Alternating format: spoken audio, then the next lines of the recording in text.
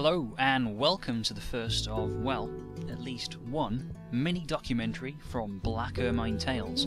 I'm your host, Phil Taylor, no relation to the darts player or the Tory MP, so kindly direct your fan and hate mail elsewhere.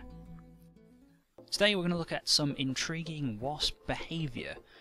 Many people hate wasps, and they're perfectly entitled to their opinion, even if it's wrong. But wasp PR is a battle for another day, so we'll move swiftly on with the show. The wasp we're looking at today is part of the Vespidae family. These are really your classic wasp. Yellow and black, very thin waist, and they live with all their siblings in a giant papery nest.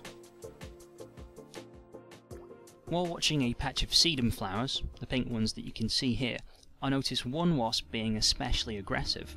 It rammed several insects that were feeding in the area, such as this honeybee, you can see here, and a small tortoiseshell butterfly, and it appeared to try and chase them away.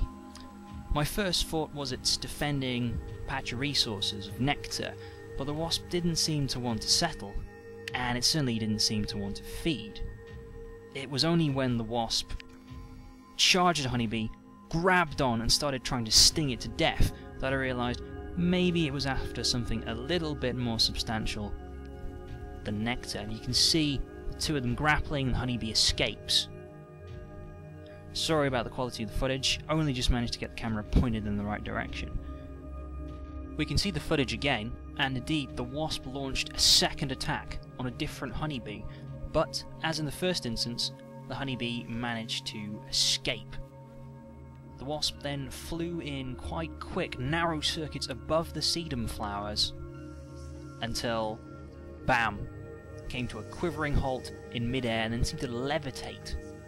Eventually my mind, very slow, caught up with reality and I realised the wasp had been ensnared by a spider's web. It was at this point that the spider realised it as well and started to scurry forward towards the wasp. It seemed that this was it. Bad end to a bad day for that wasp. And, since wildlife photographers can't interfere with nature, unless something cute and fluffy is in trouble, I readied my camera to record nature's brutal brilliance. But the spider stopped, about a third of the way out.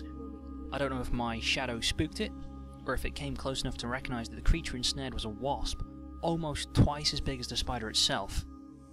Regardless, the spider retreated to its hiding place. The wasp continued to struggle.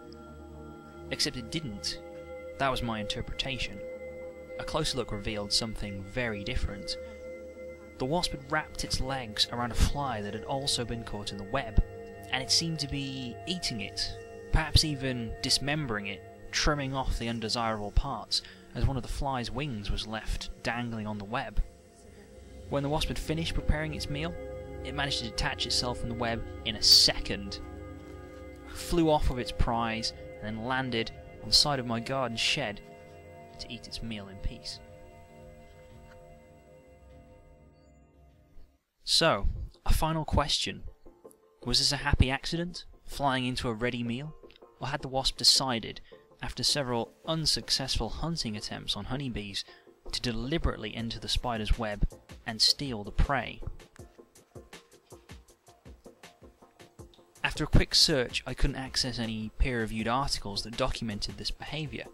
However, there are a sequence of photos on the Wild About Britain forum that show a wasp exhibiting the same behaviour. And on the iSpot website, there's an account of a wasp actually fighting off a spider in order to steal food from the web.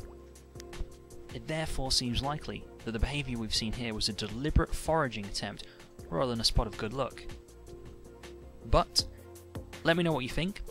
I'd love to hear if you've seen this type of behaviour before, and if you've got some footage or photos of wasps in action, feel free to share them on the Black Ermine Tales Facebook page. That's all for now. Thanks very much for tuning into this experiment, first time documentary, and happy hymenoptering.